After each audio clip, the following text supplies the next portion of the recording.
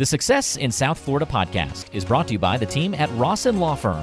If you need DUI or criminal defense representation, call the Rossen Law Firm at 754-206-6200 or check the description of today's episode for more contact information.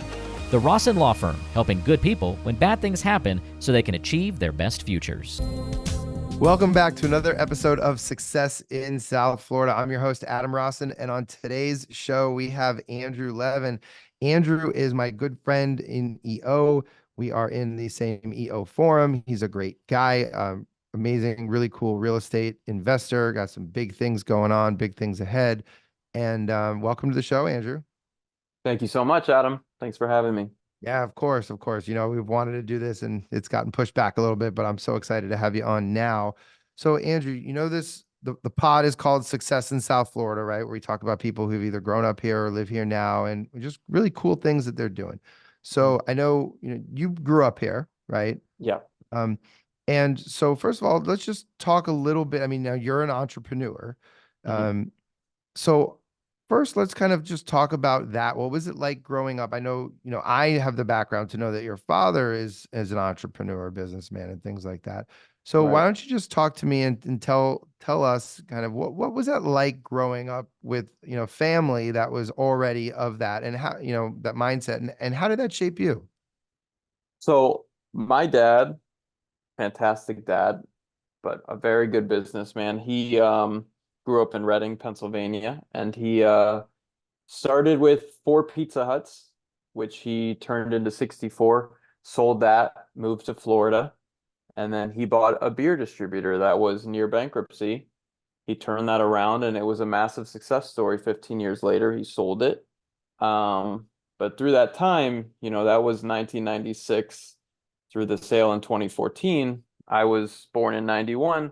So I really grew up when I saw a dad who had such a great business, and everything that came with it, the nice house and everything. And it was just crazy. You see your dad doing that and you're like, oh, I was almost like, business is easy. This is Right. like, why doesn't everyone just do this and get the nice houses and just get a business like a beer distributor and make a bunch of money? And then, as you hit college and you see the real world, you're like, oh, what my dad did was pretty insane. Right. Because of course there were the people that owned it and ran it on the verge of bankruptcy. Right. There's people like that. There's people Right. who buy businesses and it doesn't work out and you lose the money, which is, a lot more than the success stories. So, seeing that, it was just like, you don't come to appreciate it until I got older and I really got into business. And I'm like, man, business is hard. Like can I curse or no? Oh yeah. I mean, there's shit that happens every single day. So to see this success story for year after year after year, growth after growth, it's just like, man, like what he did is so incredible. And, just to have this guy as a mentor growing up and, especially now I can ask him questions. It's really been such an asset to have it in my business endeavors. And I've been very lucky to have him as a dad. And so Andrew, as a kid, right? So let's say you're 10, you're 14, right? Mhm. Are you going around with your dad? Are there dinner conversations about these things? How does that, when you're, especially maybe around, 13, 14 years old, right? Right. What is that? What was that environment like from you? Because I didn't have that. So, my dad is a dentist. He was amazingly skilled, but there was not much of a business, or kind of sit down and we talk about those things, right? We were always running around playing sports and this, and that, but it just wasn't really, at the end of the day, my dad was like, last thing I want to talk about is drilling and filling all day. Right. Right. Yeah, no, I know what you mean. So no, the short answer is no. I never asked them any questions because I just considered it normal. Just as I'm sure you probably weren't asking a ton of dentist questions. I'm not asking a lot of beer questions. All I know is he's my dad. He's got a business. I loved all of his employees, all the C-suite people who worked with him. I went to all the company picnics, but it was funny, he'd have company picnics with 400 people and they would have raffles, right, for the employees. Right. And I would yo, put mine, I was a kid, I was 10, 11 years old, and I'd be like, all right, little raffle. And I noticed I never won a raffle, Okay. right? But I was every year, I was like, why am I not winning? And they really tried to draw so people would win. They Uh, wanted people to win these raffles.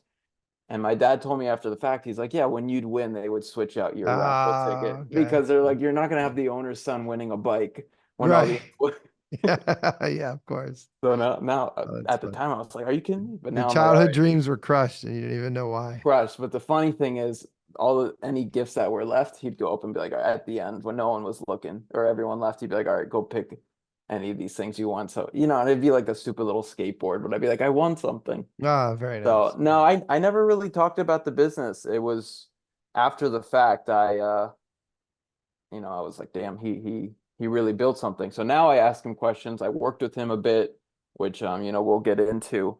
And that's when I valued him as a business leader. But at the time I was too young to really understand, what the difference that he was making in our lives. Right, right. Okay. So then, when you're graduating high school and you're going to college, at that Right. point, did you want to get into business or was there any real, pressure? Like, was it, you know, I mean, like for me, it Mhm. was, well, I wanted to be a doctor or a lawyer, and I liked both, but also there was a bit of family pressure of, you should be a professional, you should go to, medical school or law school kind of thing. Maybe it was Mhm. a Jewish family thing, for me Yeah, growing up in the 80s and 90s. Right, it's usually doctor, lawyer, or accountant. right. But um, and so what was that like for you? And did that guide your decision on where you went to school? So yes, the product of a dad like that and with a family business, I was on a scale of 1 to 10, the spectrum. I was a 10 and I was guided. He was like, you're gonna go to Penn like I did, like your grandfather did, like your brother did, and then you're gonna come to the business. So I went to Penn. I picked a very easy major. Because I was like, I have a business waiting for me. I don't need to Right. go into finance or anything and kill myself. And then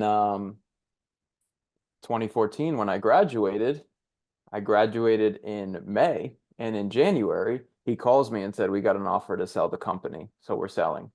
And I was like, what do What I what do you do? what Right. do I do? What do I do? And he's like, well, um, you're gonna, we set up a job for you at Heineken, and you're gonna do that and see how it goes. And I did that for a year, but the relationship had died already between Heineken was a big supplier to his distributor.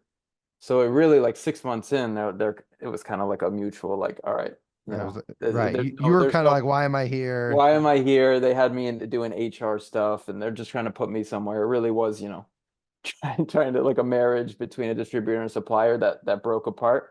So then I was lost. And then after that, I was like, I gotta find my path. So, sometimes being the product of the family business, if it doesn't work out, it can actually be a little detriment to the kid because you don't pick the path that you really wanted. And maybe I didn't know what I wanted at the time, but I really was lost after college and after Heineken. So I went to business school. That's when I concentrated in finance and M&A, and I learned business and then I went forward from there. So who's, kind of walk us through that decision to be, when you're at that crossroads, right? I mean, you Yeah. had 4 years of school, probably, your junior, senior year of high school too. You're like, hey man, I'm sweet. I'm Yeah. good. Right. Yeah. And then you're what, 22, 23, and whoa, wait a minute. Everything I've been thinking about since I was 16, 17 is now going to It's gone change. in one day. Right. Gone. And you can easily lose yourself, especially Right. being a young adult at that time. So mentally, what was that process like mentally? And how did you decide to take action? So my last 6 months in New York, when I really had no idea what to do, I would leave my apartment. I would get a Sudoku book or have my Sudoku book and go to a coffee shop and literally just do Sudoku and drink coffee. And I would have nothing to do. And a lot of, people who are working are like, oh, I hate my job. But when you're in that position where you're like, what do I do today? I'm 22 years old and like I'm in New York. All my friends are at work. Um, I would just sit in a coffee shop and then at night I would sports bet. That's the only thing I would look forward to. And like, I don't know if it was major, but a minor depression set in pretty Right. quickly. Yeah. And I did 6 months of that, and I was like, I gotta, this is not the life path I want. And then my mom was like, you need to like go to business school. And I was like, you know what? That's what I'll do, because I wasn't working out in New York. I needed a change. And that's when I came back to Miami. My parents are here. Um, very luckily, my wife, she was deciding between a law school in New York or DC. But then I said, hey, I'm moving to Miami. I want you to come with me. And she applied to U Miami and got in. So then life could really start in Miami. And then it really started my business career at U Miami Business School, which was a 10 out of 10. Um, and I would highly recommend that business school for anybody thinking about business schools in the area. I loved it, and it gave me the tools I needed to start a working career. Right. Did you feel when you're down there and, kind of, complete change of scenery, did you feel Yeah, like re-energized or reinvigorated and really like dive deep into business school? I did. I made it a point. I was like, I'm going to do well in business school, because in high school and college, I didn't really have to do well. I mean, Operation Varsity Blues, about the rich parents who would put their kids into those schools. Right. He didn't do anything that overt, but it was kind of like, this, I want my kid to get into Penn. And Right. he Well, definitely there was no helped. need, right? That's the Yeah, thing. right. So we had just so much family history there that was like really the only school I applied, and I got in. So it worked out. And then what was I saying? Oh, talking about Miami and Oh, right. refocusing and So then when I got to Miami, I just put my mind to, I'm gonna do well in business school. Like, I'm gonna make the most of it, because high school and college I didn't really have to, and got my 3.8 with the concentrations that were applicable to my business career, finance and M&A, and I loved it. And then we'll get into the next section, that the first business was tough. right. So, okay. Yeah, Well, and so let's talk about that next business, and yeah, kind of what, the what your learning experience was. Because look, right, in as you've talked about, and as people know in the business world, there's ups and there's downs. There's not, business is hard. yeah, And yeah. so, there's a lot of other professions, right? Like, you could be a doctor and there's certain parts of being a physician that are very difficult, but there's really Hmm. not many ups and downs with being an ER doctor. You're always going to have a job. Right, You're always going to be there. There's never any money worries. There right. might be, like I said, other things. You might lose a patient, right? Or it might be very Hmm. stressful in other ways, but you're going to have job security as a lawyer or a doctor, Right. or an accountant usually across the board. Yeah. And that's the difference between entrepreneurs and people on salary, where entrepreneurs, there's no job security. If you don't make money that day, you don't make money. Whereas if you have a salary, you go to work, you get paid, you go home. Now, Right. there's pros and cons to both. I can see why you'd want either. But my dad went the entrepreneurial route, and I joined his next business, where he got into the restaurant game, because he started in restaurants in the Pizza Huts. So then he bought um, about 93 of one brand, and then 20 of another fast food brand. Um, and I started my business career working as basically a CFO of a large group of restaurants. I think at the time he quickly became the 15th largest franchise owner in the country. Um, and I started my career managing those. And they didn't put you in the deep fryer first working. They did. They did. Yeah. They did. There was a franchise in South Beach that I worked there for 2 days. That was supposed to be there a week. I worked Ah, there 2 days, canning the mac and cheese, okay. because they wanted to make sure that I get my hands dirty. And after 2 days, I was like, I understand. I've had enough. I'm gonna go now. Right. There's only so many times, so many hours it takes until you learn how to So can mac and I cheese. learned how to can it. The way I microwave that mac and cheese, they said, was one of the best they've ever seen. Okay. After that, but the good news is I became great friends with the manager of that franchise, who I'm still great friends with today. Okay. And then so you come in there as the CFO, you said? I came in, yes, right under the CFO, and then I moved up to the CFO after a couple years, but I was doing CFO duties. Okay. And so that's first, real position after your master's. Right, And so talk to us about the difference between, high level master's schooling, right? right, Theory, right? And the fundamentals versus real life business franchise. You're yeah, overseeing 90 of one brand and 20 of another brand, right? right. So what translated and what didn't translate? So what translated is more than anything was how to use Excel, Okay. because there is so much Excel use in as like a CFO role, managing all these restaurants. There's so many spreadsheets, so many numbers per restaurant, hundreds of numbers per restaurant. So you'd have these massive Excels, a lot of math needed. And I learned that in the finance concentration in business school. So I would say definitely, if I didn't take anything away from business school, it was how to use Excel um, to do everything. So what didn't translate, they get pretty deep on management in the intro classes, where at the end of the day, people are gonna, you learn quickly, people are incentivized by what they want. People want to feel like they're a part of the business. Um, but I didn't need to get so deep into management theory, I would Right. say. Okay. Yeah. And so you're in there in the financial role, Yeah. right? But then are you sitting there going, "Hey man, people are not my gig," or are you in there actively learning and be like, "Okay, well, yeah, I'm a, under the CFO now. I am the CFO and hmm I'm up here, but I need to know about the people. I need to know, how they're motivated, how they're incentivized, how can we, right? Because companies are only as good as their people. Right. They can have the best technology, the best branding, the best everything, but if the people aren't good and aren't happy and aren't motivated, then the business is not going to do as, It's it not might going to not do well. crumble, but it's not going to be optimized either. Right. Right. So did you So actually focus on those things as well? So business is a balance of being good to your people, but also caring about the bottom line.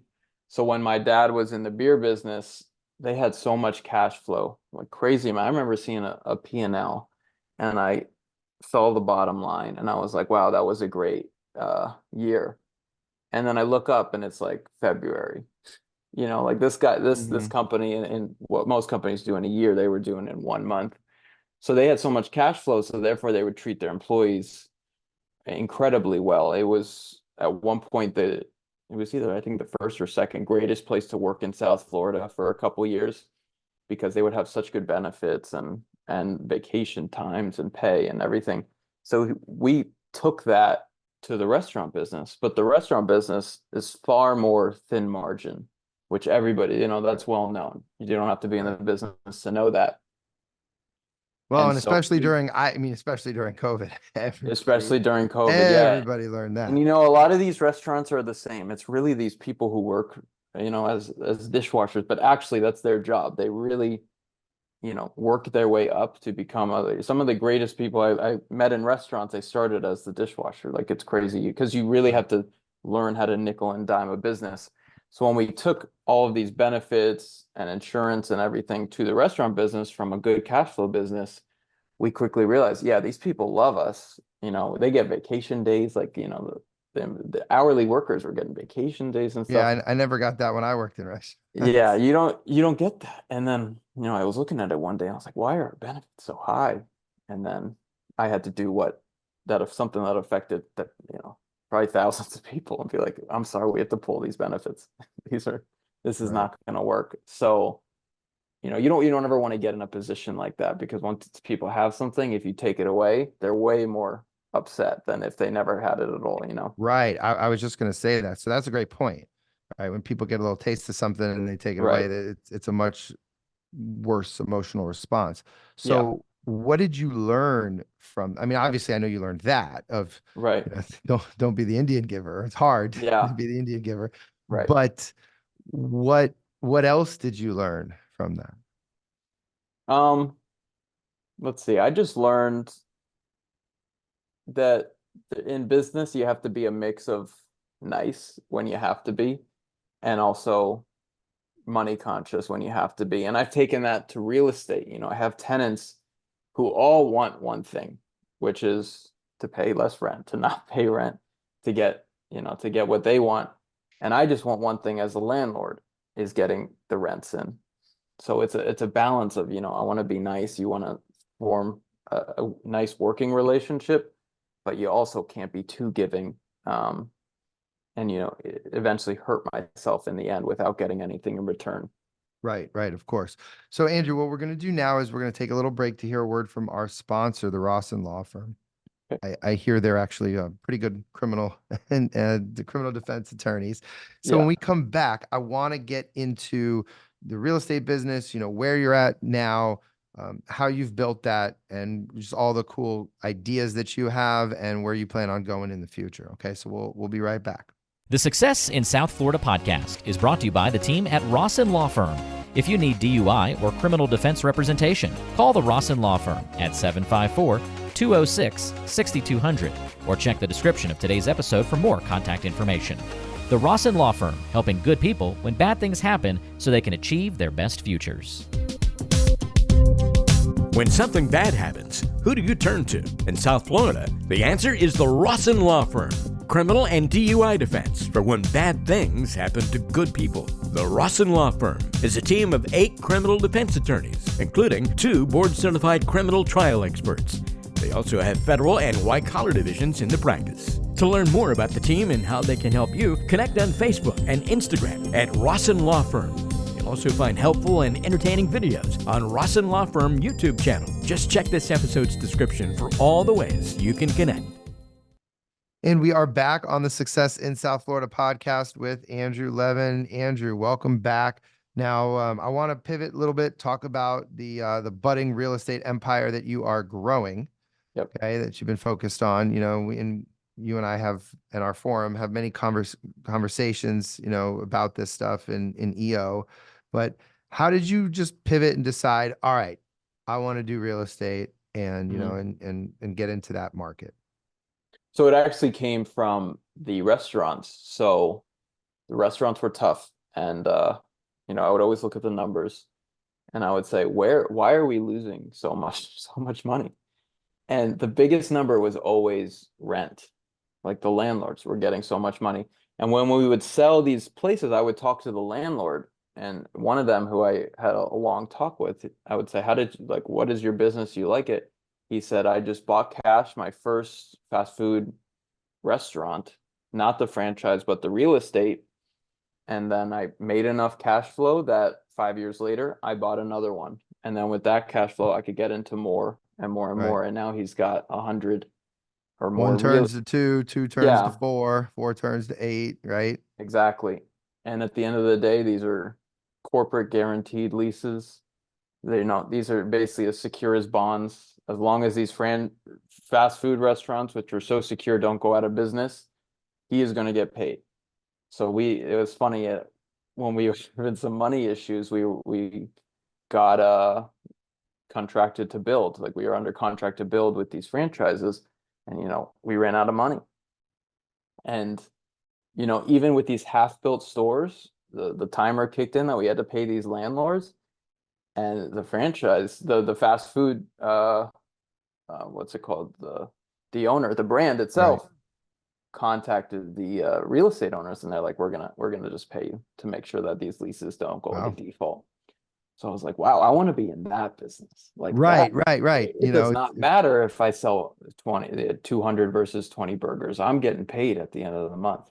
Right. So then I said, I'm going to start buying land. We got out of the businesses. COVID actually helped us because it closed a lot of the mom and pop shops. I'm sorry to say, a lot of the big brands stayed open. People were afraid to go into grocery stores, so they came to these fast food restaurants. And that helped us get a good enough EBITDA to sell at a price we wanted. And then I had my equity. I got out, and I said, I want to get into fast food real estate. So then, since then, I've bought 2 plots of land. It's taken a lot longer than I thought to get all the approvals from the cities. But that's what I'm getting into. At the end of the day, I'm not worried. I own land, which generally is great for appreciating. Um, and I plan to develop some sort of franchise, whether it be fast food or I've really enjoyed reading about car washes. I feel like car washes are a very budding business right Right. now. At the end of the day, I have the plots of land to do it. I'm just waiting to get the approvals. Um, and then during the restaurants, my dad purchased a medical building, a 24 tenant medical building that I took over. It wasn't too good. It was like at 70% occupied, kind of getting into code red. Got a good broker and we leased it up. Now we're at 94%. Very And nice. I've really enjoyed it. And then through that, I got into another building, an office building in West Palm Beach. So now I have 4 assets, not much loan on them. So it's very secure, even with this real estate downturn we're in. And I want to start the building in North Florida is where I bought the land, and that's where I plan to start building once these approvals are complete. Well, and Andrew, even in, yes, it's been a little bit of a, well, residential's had a major Yeah, downturn. I know commercial's down a little bit, but we're still South Florida. We're not right. California. We're not New York.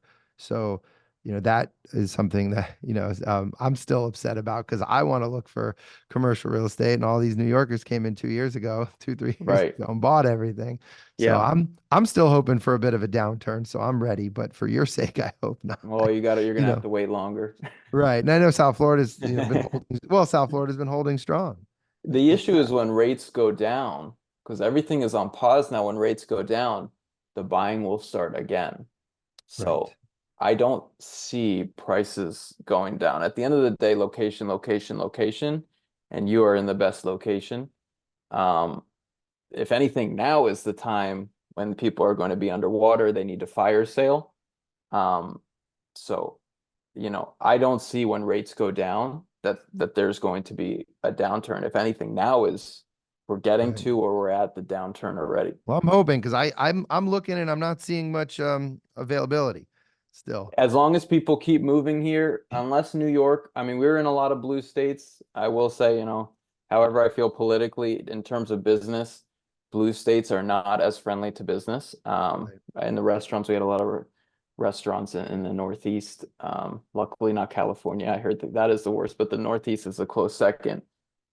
So as long as blue states continue to have these policies that are unfriendly to business and Florida remains pro-business, I don't see a lot of exodus from Florida.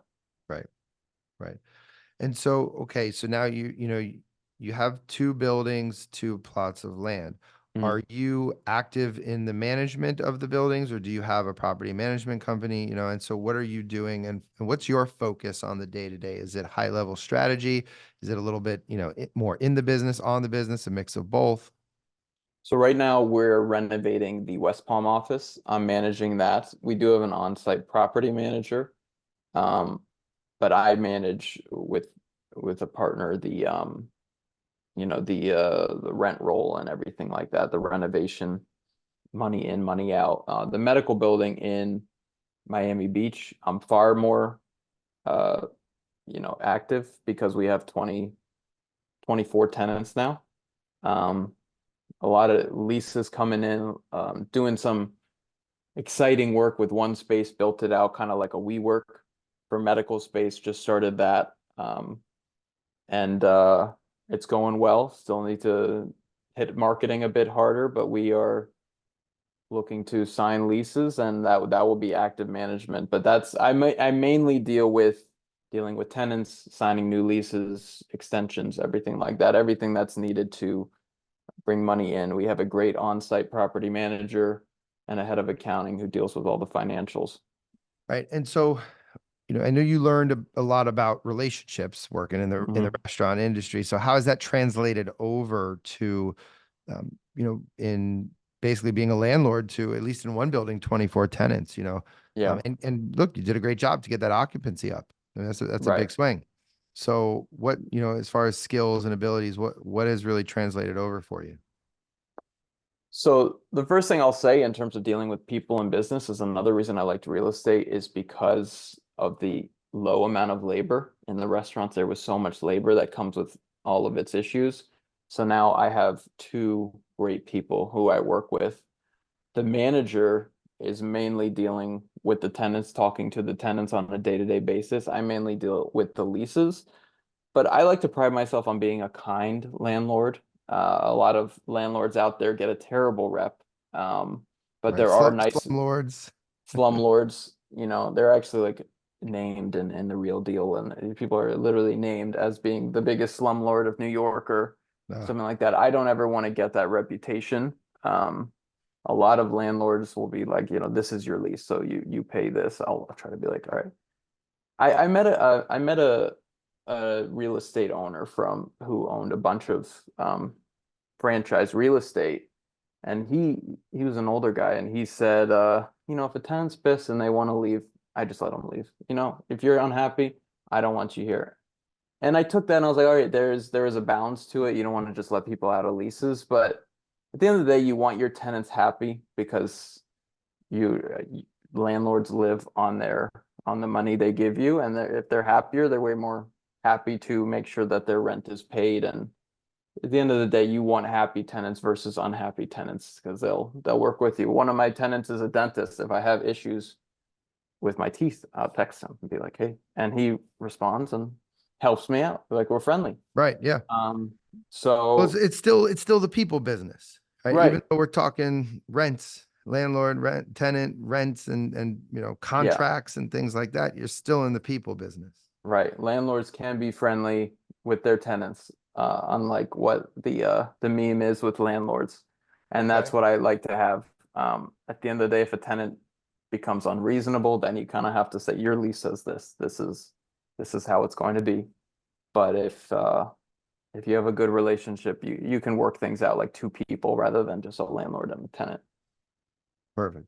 Yeah. There's always that, in any type of business, even if it's just straight technology, there's human. There's a big human element to it. There's human. And sometimes I feel, these billionaires in business, it's always like, you got to crack some skulls to get to that level. You got to walk on people. And sometimes I think like, is that me? Because I really don't want to make people end their day saying that my landlord's a dick. I don't want to go to bed and say this guy fucking hates me. Right. I want people to think of me with a good reputation. Whereas a lot of the slumlords, all their tenants go to bed like, I fucking hate this guy. Right. You Yeah. know? Yeah.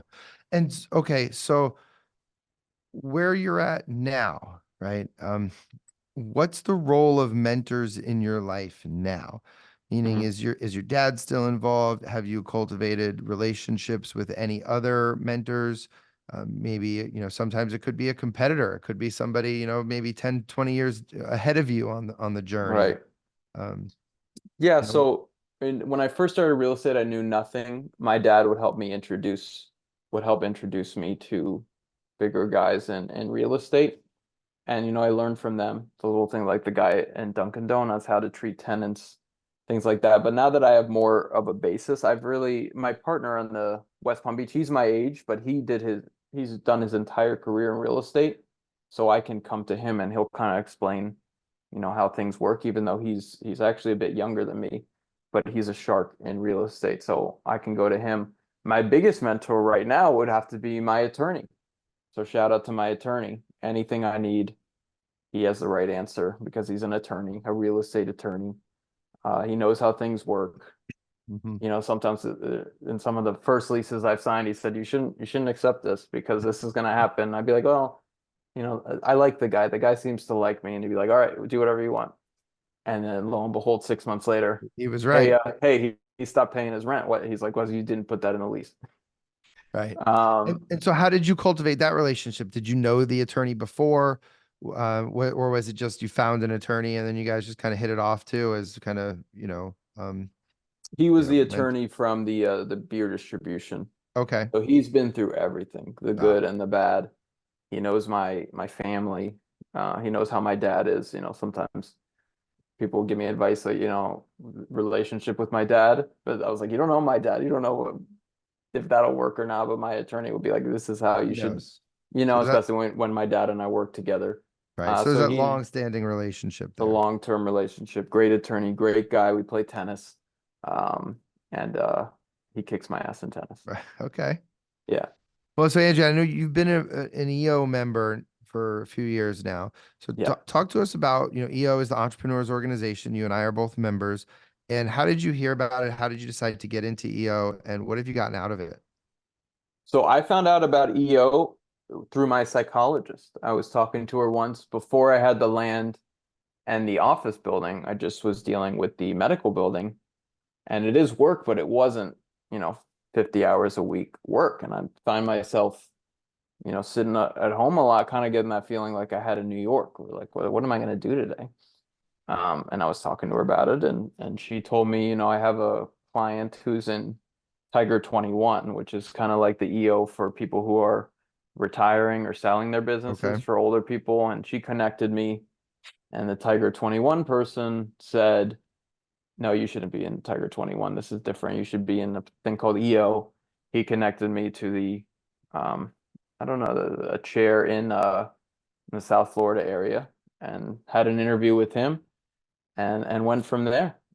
And it's been great. What I've gotten out of EO, I'm not the best at going to events, as you know, but I love our forum. Shout out to the core group, Yep. The architects. the architects. It's been fantastic. I love meeting with you guys, talking to you. Obviously, Anna is a person in our forum. For those who don't know her, who is just an absolute, I don't know, kingpin in real estate. She Right. has what, like a thousand units. Sorry, Anna, if I get it wrong. Multifamily units. She's like where I want to be. So I mean, I'm sitting across the table from her for 4 hours. I have her number. Just meeting people like that, meeting you guys, learning about your industries has been just so helpful to me in my business and my personal life. Yeah. I can tell you, I've gained a lot from EO. So I've been a member almost 2 years. And it's been fantastic for, the forum, you guys seeing. I joined EO because I'm in a lot of lawyer groups, but I wanted to be with what I consider real entrepreneurs, Right. people who, whether you have an advanced degree or not, right, but who look at it more, less as a professional, like, a professional owning a business versus a real entrepreneur. And I think there's Right. a very big difference between those. Yeah, And EO gives you the human connection of these entrepreneurs to really meet them, and it's so structured in a way that you get deep really fast. It's right. not just like a meeting at a bar and you stand in a circle and talk kind of fluff. This is, I love how the structure of EO is. Right. You get into the nitty-gritty of life very quickly. Well, and lawyers tend to be extremely risk averse and Right. tell you a million different ways that things can go wrong. And so I want to be around people who are willing to take risks and embrace Right. risk and understand, calculated risk, right? You're not just going to be reckless, but definitely take calculated risk. And I think that's something for me in my firm and in my life that the past few years, especially, I've gotten a lot better at, because I tended to be a lot, too conservative and really Right. be that traditional attorney mind back then.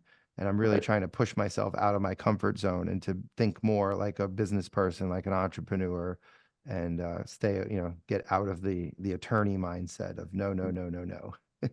Well, So I know hopefully we can help you that's helped get me. there. Oh yeah. Oh, you guys already have. I've seen tremendous, growth in myself and Me as well. our entire squad. So, Yeah, it's a so that's fantastic fantastic. squad. Yeah. So Andrew, what advice would you have for somebody who, let's see, for somebody either who wants to get into real estate or is also kind of just not sure where their way is? Maybe they're in a crossroads, right? Maybe they thought they were going to be into this profession or career and it wasn't working out and they're in that transition period. So, yeah, I mean, I think you've had so much great life experiences you've been able to share with us. So what's some real advice that you have for people? I would say this is what happened to me. I would say go to business school if you haven't yet. Because business school, even if you don't, hopefully you learn a lot, but at the end of the day, it's going to connect you to a network of so many jobs, so many opportunities, so many friends who are like-minded. you'll get a whole new network. So if you really are starting at square one, you're not sure what to do, you graduated college with a comm degree like I did, no offense to comm, but it wasn't the most supportive for entrepreneurship. Right. I would say go to business school and pick concentrations that you think will actually help you. Finance, M&A are the standards for business. And then just use their network to find the job you want. And I guarantee you in those 2 years, you will say, I'm really interested in this or this, and move forward from there. In terms of real estate, I had a head start with my dad, buying this building, and I got into that and I had equity in the restaurants. I would say for somebody who doesn't, you honestly find a rich person and One go investor, right? go find one investor, yeah, family, friend, or something. Learn about real estate, take all the classes, talk to people in real estate, go out and find a deal. Even in some small industrial that costs $2 million, just go find something, use that investor to say, show them a pro forma and tell them what you plan to do. Think about what you can do to increase the value of this, whether increasing rents or renovating it a bit, making it nicer. If it's in a good area, pick something in a good area, and That convince location piece, right? the location piece. Convince the investor that it's good, because it probably is. At the end of the day, if you buy in a good location, time will generally increase that value. And go from there. And I heard of very successful people in real estate who started like that. They sell one, make a bit of money. The investor is going to go tell his friends now, hey, especially if it's not a ton of money, help out this kid. He's good. This He was kid successful. did good by me. This kid did Right? good by me. And then you'll have a bigger pool of money. So that's what I would say to people who are just starting out in real estate.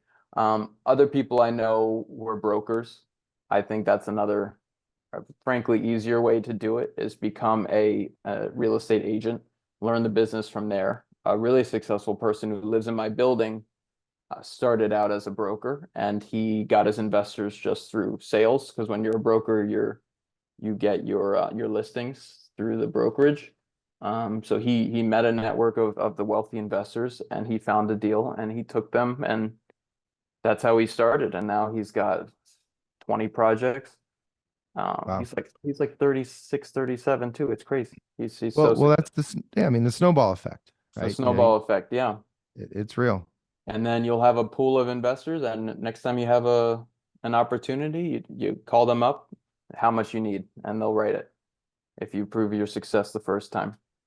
Okay. So that's what I would say. And just get through the highs and lows. Business is hard. There's a lot of days that are going to be hard, and you just have to keep going, and time heals everything. Things usually end up working out. Just keep going forward. So it's okay. So it's also a marathon, not a sprint, right? Yeah, Kind of keeping that level head. right. Most of the really rich people in real estate, the Stephen Rosses, people like that, they're in their 90s. I don't know exactly how old Steve Ross is. That's the owner of the But Dolphins. owner of the Dolphins, and a lot of people like him who you don't know about, because they don't own sexy things like the Dolphins, but they're still worth hundreds of millions. They're all in their 80s and 90s, and they're all still working, because when you work your whole life to make it to that level, you want to keep working. So they're still active. I've met some of them. And real Buy estate's and hold. real estate's a long game. Exactly. Buy and hold. I mean, who was it? Ken Griffin bought a plot on Brickell for like 350 million. The family who bought it for like 20 million back in the 90s. They just held it. And now look, their whole family's set for 10 generations because of one plot of land that they liked and they bought. Didn't even and do held anything it. with. They didn't do anything. Wow. It was a parking lot, and it remained a parking lot. And then Ken Griffin Wow. comes and buys it for what, 20 times the price. So it's about location and predicting future locations. Right. And if you just do some research, you'll find those areas. South Florida is a good place to start. It's expensive now, but move a bit west where it's not, right on the coast. There's opportunities there. Okay. Well, Andrew, I love it. I think we've had a great talk talking about all these things, learning more about you and the great advice that you have.